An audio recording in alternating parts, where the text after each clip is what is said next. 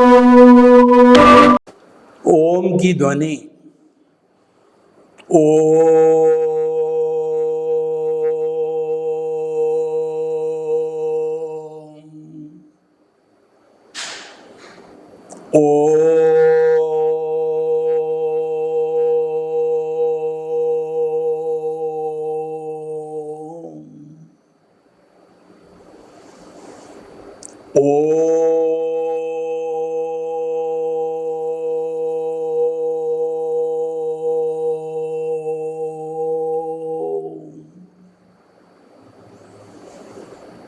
अरम की ध्वनि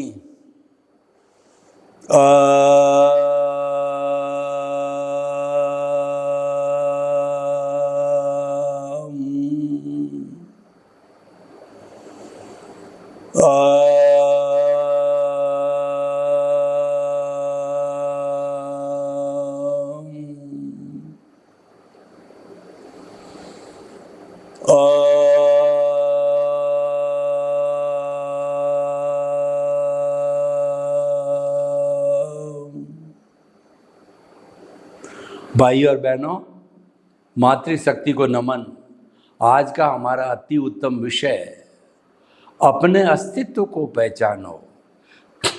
देखिए, दुनिया को हम बहुत जानते हैं, दुनिया को अपनी गज से नापते हैं और अपने को दुनिया की गज से नापते हैं। ये अज्ञान है। अपने को अपनी गज से नापना चाहिए, दुनिया को दुनिया की गज से नापना चाहिए, ये ज्ञान कहलाता है। लेकिन हम अपने अस्तित्व को नहीं जानते, दुनिया को बहुत जानते हैं। और ये एक मानवीय दुर्बलता है कि वो दुनिया को जानना चाहता है। और आजकल जो गूगल बाबा है, उसमें एक छोटा बच्चा 4-5 साल का भी कोई विषय की जानकारी करना चाहता है, जो विषय डालता है उस विषय के बारे में पूरा विवरण आ जाता है, तो उसको अहंकार हो जाता है कि मैं तो सब जानता हूँ। लेकिन वो सब जानना तो तब कहलाता है जब आप अपने आप को जानते हो। अपना सुधार संसार की सबसे बड़ी सेवा है। हम दुनिया को सुधारने की खूब कोशिश करते हैं, प्रवचन देते हैं, सलाह देते हैं, लेकिन खुद को सुधारने का जो है परिश्रम नहीं करते। तो आज का हमारा विषय है कि अपने अस्तित्व को पहचानो। अपने अस्तित्व को पहचानने के लिए स्व और पर का भेद जो रेखा खींचनी पड़ेगी। स्व क्या है और पर क्या है? पर है वो जड़ है और स्व है वो चेतन है। ये संसार दो तत्वों से बना हुआ है, एक जड़ से और चेतन से। उसकी हम थोड़ी परिभाषा कर लेते हैं कि जो चेतन तत्व है वही एक ऐसा तत्व है जो कि दुनिया में, ब्रह्मांड में, लोक के अंदर, विश्व के अंदर शाश्वत है। चेतन तत्व को छोड़ करके कोई भी तत्व शाश्वत नहीं है। और चेतन के अलावा जो दूसरा तत्व है सारा जड़ पदार्थ है। जड़ और चेतन में बेसिकल डिफरेंस क्या है कि चेतन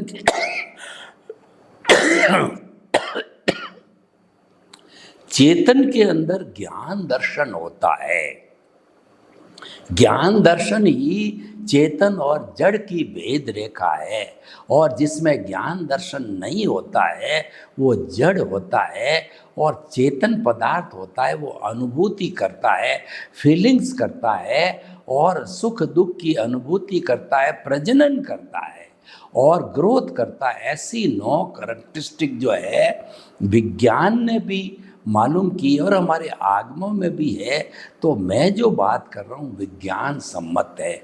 और जड़ पदार्थ तो पूरा विज्ञान ही जानता है। जो भौतिक विज्ञानी होता है, जो लेबोरेटरी पर काम करता है, उसका उद्देश्य यही है कि जड़ पदार्थ के ऊपर, पौद्गलिक पदार्थ के ऊपर, भौतिक पदार्थ पर रिसर्च की जाए। और वो रिसर्च करता है।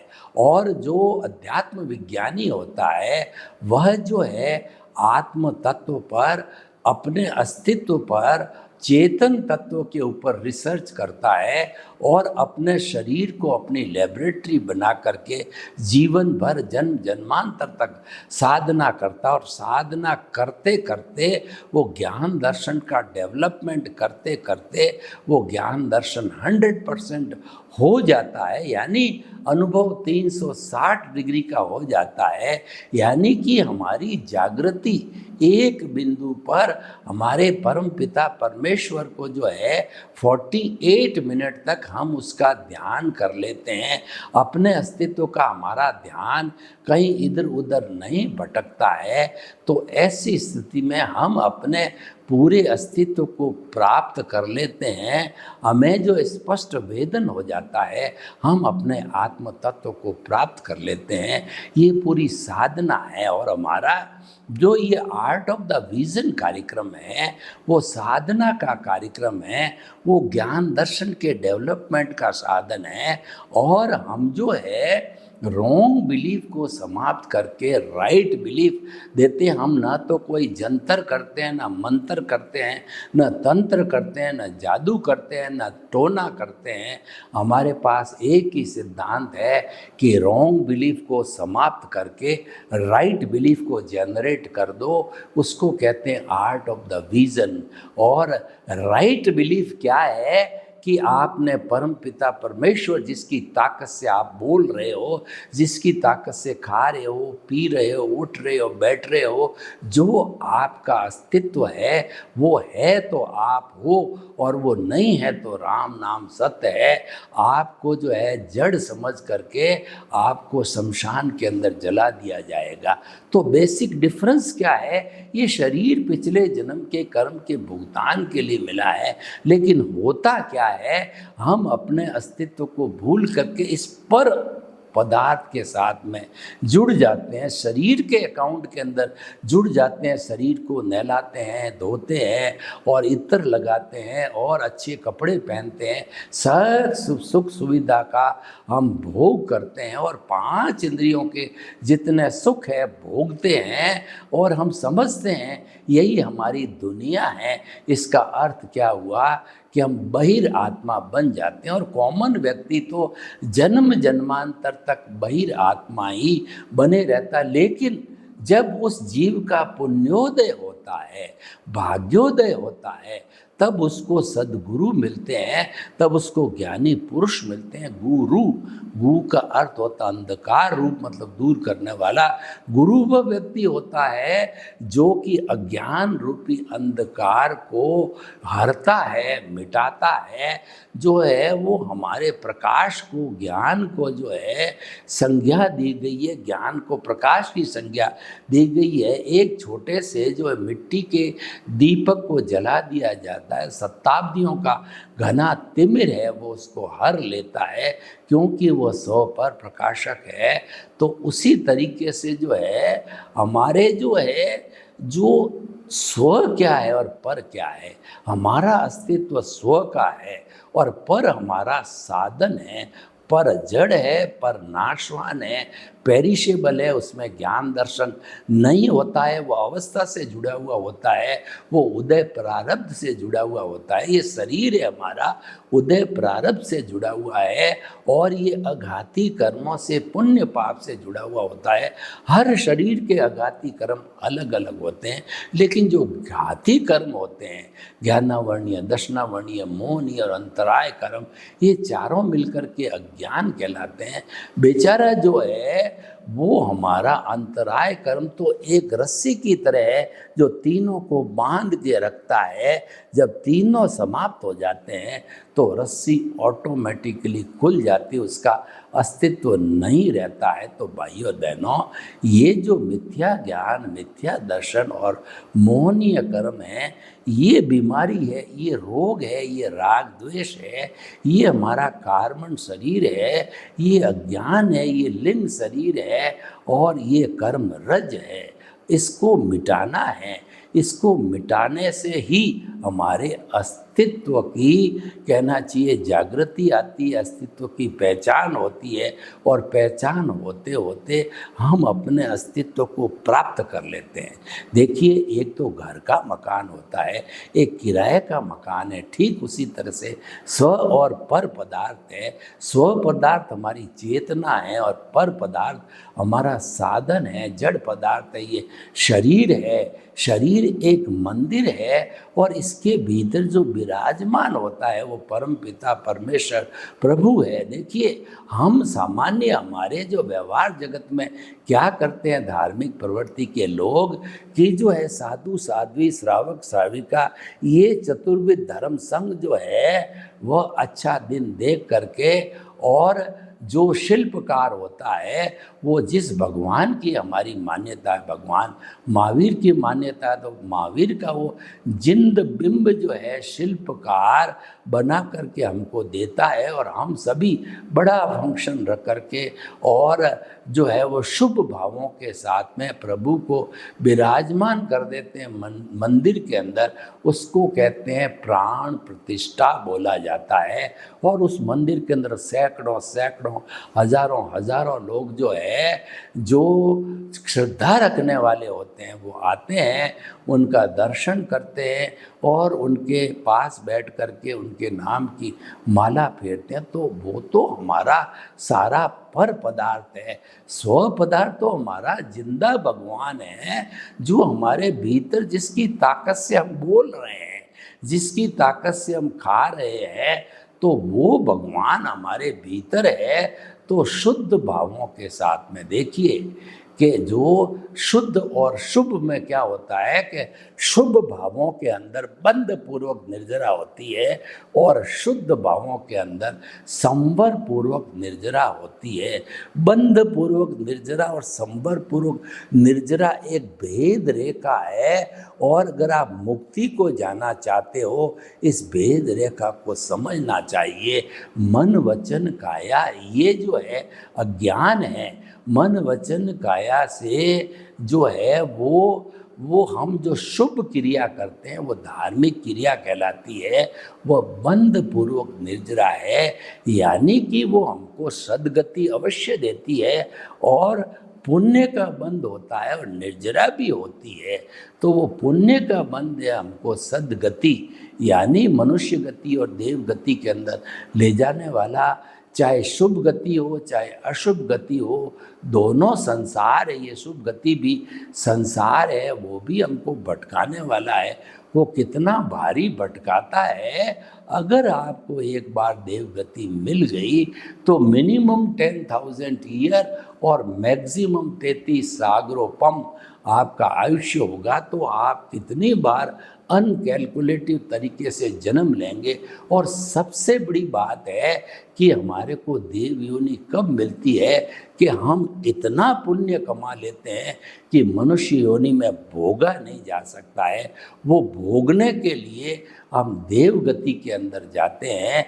वहाँ पर देवता 1000 वर्ष के अंदर एक नाटक देखते हैं, देवियों के साथ में आमोद प्रमोद करते हैं। और सबसे बड़ी बात होती है वहाँ पर सम्यक ज्ञान सम्यक दर्शन का डेवलपमेंट नहीं होता है, क्योंकि प्रभु की भजना, हम शुद्ध आत्मा भगवान की भजना नहीं कर सकते। वहाँ तो केवल भोग ही भोग है। पुण्य का भुगतान है, हिसाब है, परिणाम है, लेना है, देना है, डेबिट है, क्रेडिट है। वहाँ पर पुण्य पुण्य ही चलता है। वहाँ पर संवर पूर्वक निर्जरा नहीं होती। लेकिन मनुष्य जीवन के अंदर अगर आप चेतना के पाले में रहते हो तो वहाँ शुद्ध भाव होते हैं, आर्ट ऑफ द विजन होते हैं। और चेतना की भजना करने से मंदिर में उपासना करते हैं तो आप भीतर प्रभु के चरणों में बैठ जाइए, उनकी माला फेरिए। हे प्रभु, आप जो है अव्याबाद हो, टंकोत्कीर्ण हो, अनंत ज्ञान अनंत दर्शन अनंत शक्ति अनंत सुख का धाम हो, और आप मेरी आत्मा जलती नहीं, मरती नहीं, कटती नहीं, किसी को रोकती नहीं, किससे रुकती नहीं है। और ये जो है जो है सुख का सागर है, सुख का धाम है, इसमें आनंद का झरना बहता है। मेरी आत्मा आनंद के सागर में, आनंद के सागर में हिलोरे ले रही है। हरि अनंत हरि कथा अनंत, यानी कि ये जो प्रभु भीतर बैठा है इसकी कथा करते रहो तो जन्म जन्मांतर तक भी पूरी नहीं होती है। आपने देखा होगा कि चातुर्मास के दिनों के अंदर रामायण के कथावाचक, महाभारत के कथावाचक, नैनी बाई को मायरों के कथावाचक आते हैं और वो 4 महीने तक लगातार कथा सुनाते हैं, गीता की कथा, लेकिन 4 महीने में भी पूरी नहीं होती है। तो प्रभु तो अनंत ज्ञान वाला है, उसकी कथा तो 4 जन्मों में भी पूरी नहीं होती है। उसकी भजना करो, उसकी माला फेरो, उसका ध्यान करो, उसके चरणों में विराजमान हो, क्योंकि भीतर का जो जगत है उसके अंदर परिंदा भी पर नहीं मार सकता। आपकी कितनी भी प्रिय पत्नी क्यों नहीं हो, आपके भीतर के प्राइवेट जगत के अंदर वह एंट्री नहीं ले सकती। वहाँ तो आप और आपका प्रभु है। जैसे मैं आपसे बात कर रहा हूँ, जैसे कि कोई भी वक्ता है वो श्रोता से बात करता है, वाचक है वो श्रोता से को प्रवचन देता है, एक विद्यार्थी टीचर है वो विद्यार्थी से इंटरेक्शन करता है, बिजनेसमैन से इंटरेक्शन करता है। तो आप और आपके प्रभु दो ही भीतर हो, आप इंटरेक्शन करते रहो, प्रभु को रिझाओ कि प्रभु आप तो शाश्वत सुख वाले हो, मुझे शक्ति दो, जागृति दो कि मेरे मन में किसी के प्रति बुरे भाव नहीं आए, मैं किसी को जो दोषी नहीं समझूं और हर क्षण मेरा जो है ये मिथ्या ज्ञान, मिथ्या दर्शन समाप्त होता रहे, यानी कि मेरा राग द्वेष समाप्त और हर क्षण मेरा संभाव बढ़े और मेरे द्वारा किसी को दुख ना हो, दुख ना हो, दुख ना हो। मैं किसी के प्रति अभिप्राय और ओपिनियन नहीं दूं। हर जन्म में मेरे को मुक्ति के कर्म मिले, हर जन्म में मेरे को मानव जीवन मिले और हर जन्म के अंदर मेरे को सद्गुरु मिले या ज्ञानी पुरुष मिले। ऐसी कृपा करो, शक्ति दो, जागृति दो, प्रभु से मांगिए। प्रभु जो है वही आपकी पूर्ति करने वाला है। मूर्ति का भगवान तो एक आलंबन है, मूर्ति का हम इसको बुरा नहीं मानते हैं, ये शुभ प्रवृत्ति है, लेकिन शुद्ध प्रवृत्ति मुक्ति का मार्ग है। शुभ प्रवृत्ति संसार भ्रमण करने का सद्गति का मार्ग है।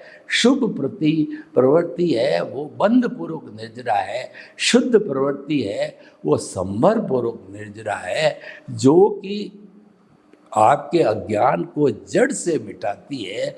जबकि शुभ प्रवृत्ति है वह जड़ से नहीं मिटाती, वो एलोपैथी के रूप में है। और जो शुद्ध भाव है वो हमारा आयुर्वेद कहिए, योगा कहिए, सिद्धा कहिए, एक्यूप्रेशर कहिए, एक्यूपंचर कहिए, ये जो पुरानी पद्धतियाँ है, नेचुरोपैथी कहिए, ये जड़ से बीमारी को मिटाती है। तो भाइयों और बहनों, हम आपको कहना चाहते हैं, अपने अस्तित्व को पहचानो। आपने अपने अस्तित्व को प्राप्त कर लिया, यानी पूरी दुनिया को प्राप्त कर लिया, फिर आपको कुछ भी प्राप्त करना शेष नहीं है। आपने शाश्वत सुख की नींव लगा दी, आपने सम्यक दर्शन को प्राप्त कर लिया, आपने अपनी रॉन्ग बिलीफ को समाप्त करके आपने राइट बिलीफ प्राप्त कर ली, आपने स्व और पर का भेद मिटा दिया, उसकी भेद रेखा को समझ लिया। तो मान के चलिए कि आपके नींव लग गई है। फिर तो आपको जो है सम्यक तप यानी कुदरती रचना देखते देखते जितना आपका भुगतान चल रहा है, उसको कुदरती रचना देखते देखते जो है आप जो भुगतान चल रहा है उससे अलग रहिए। उदय प्रावृत्त से यानी प्रकृति और पुरुष को अलग रखिए, आप भेद रेखा कीजिए। शरीर अलग है, मैं अलग हूँ, ये तो किराए का मकान है और आत्मा मेरे घर का मकान, ये तो पिछले जन्म के कर्म के भुगतान के लिए मिला है, ये तो मेरा पड़ोसी है और मैं तो इसके मन वचन काया रूपी हर क्रिया को जानने वाला हूँ, देखने वाला हूँ, मैं ऑब्जर्वर हूँ। ऑब्जर्वर होते ही आप भेद विज्ञान कीजिए, आप जुदापन की जागृति कीजिए, आप ज्ञाता दृष्टा बनिए, तो आप धीरे धीरे जब जुदापन में ही रहोगे, रहना तो दोनों को शाश्वत, दोनों को साथ ही है, क्योंकि अभी तक पूरा अज्ञान समाप्त नहीं हुआ है। पूरा अज्ञान जीरो होने पर आपको संपूर्ण अपने अस्तित्व की जानकारी 100% हो जाएगी और आप सिद्ध बुद्ध और मुक्त बन जाओगे। लेकिन जब तक आप परमात्मा नहीं बनते हो, अंतरात्मा के पद पर बैठे हो, तब तक आपको साथ रहना पड़ेगा। पर साथ रहते रहते आपको स्व और पर का हर क्षण एहसास होना चाहिए। ये तो पर है, ये तो नाशवान है, ये तो पेरिसेबल है, तो पीछे से लेके आया है। ये तो जो है भुगतान है, हिसाब है, लेना है, देना है, ये ऑटो मोड से चलता है। ये तो कुदरत के अधीन है, इसके ऊपर तो कुदरत का कानून चलता है। और द्रव्य क्षेत्र काल भाव से जो है ये कठपुतली की तरह नाचता रहता है। ये मैं नहीं हूँ, मैं तो ऐसा प्रभु ईश्वर भगवान शहंशाह हूँ कि जिस पर किसी का कानून नहीं चलता है। हमारे शुद्ध आत्मा परम पिता परमेश्वर के लिए कहा गया है कि चाह गई चिंता मिटी और मनुआ बेपरवाह। जिनको कुछ न चाहिए वही शहंशाह, जिनको कुछ नहीं चाहिए वही शहंशाह होते हैं। और वो जो होते हैं शुद्ध आत्मा परम पिता परमेश्वर होते हैं, वही हमारा अस्तित्व है। तो अब भी हमने अस्तित्व को पाया नहीं है। अभी तो हमें पहले सम्यक चारित्र को प्राप्त करना है। सम्यक चारित्र का मतलब हो गया हमारे अस्तित्व का स्पर्श करना है। वो कब प्राप्त होगा कि आपकी कुदरती रचना देखने की कितनी तड़फ है और कितना आप कुदरत के कानून को नहीं तोड़ते हो। To err is human. व्यक्ति जो है वो गलती का पुतला हो जाती है, तो आप कुदरत से प्रार्थना कीजिए कि हे माँ कुदरत, मैंने कई बार जो है जो कुदरती कानून का उल्लंघन किया, कि मैंने जो मेरा उदय प्रारब्ध चल रहा है उसको कुदरती रचना नहीं माना और मैं जो है उदय प्रारब्ध के साथ जुड़ गया, तो मुझे क्षमा करो, क्षमा करो, क्षमा करो। मैंने जुदापन की जागृति नहीं रखी, मैंने भेद विज्ञान नहीं किया, मैं ज्ञाता दृष्टा नहीं रहा, मैं ऑब्जर्वर नहीं रहा, मैंने साक्षी भाव नहीं रख सका। मुझे क्षमा करो, क्षमा करो, क्षमा करो। तो कुदरत आपको माफ़ कर देती है। क्यों? तो माँ है, वो तो करुणाशील है। और इस जन्म में रहते रहते हम एक प्रयोग आलोचना प्रतिक्रमण प्रत्याख्यान का भी कर सकते हैं। हमने किसी प्राणी को कष्ट दिया, उसको गाली दी, उसके प्रति बुरे भाव रखे, तो उससे जो है उसकी आत्मा को प्रतीक मान करके और या उससे जो है वो व्यक्तिगत रूप से उससे मिल कर के कहिए कि मैंने आपको गाली दी, मैंने आपको बुरा भला कहा, मैंने आप पर क्रोध किया, तो मैं क्रोध के वशीभूत ऐसा किया, मुझे क्षमा करो, क्षमा करो, क्षमा करो। तो मैं आपको क्षमा करता हूँ, आप मुझे क्षमा करो। दोनों क्षमा का आदान प्रदान करते हो तो आपका दोष मिट जाता है। खामे मी सब जीवे सब्बे जीवा खमंतु में मिट्टी में सब भुएसु वेरंग मज न केणई। यानी कि मैं विश्व के समस्त जीवों को क्षमा करता हूँ, विश्व के समस्त जीव मुझे क्षमा करे। मेरा किसी से बैर नहीं है, मेरा कोई दुश्मन नहीं है, मुझे क्षमा करो, क्षमा करो। मैं सबको क्षमा करता हूँ, क्षमा करता हूँ। क्षमा भाव है, तरने का भाव है। क्षमा भाव है, आत्मशुद्धि का भाव है, भाव शुद्धि का भाव है, क्षमा भाव है। क्षमा भाव में बहुत बड़ी ताकत होती है। तो भाई और बहनों, अपने अस्तित्व को पहचानो। हमारे लक्ष्य में अपना अस्तित्व रहना चाहिए। हमारे केंद्र बिंदु पर हमारा प्रभु विराजमान होना चाहिए। तो आपके अस्तित्व की जानकारी अपने आप रहेगी। आप संगति किससे करते हो? To err is human. और व्यक्ति man is known by the company he keeps.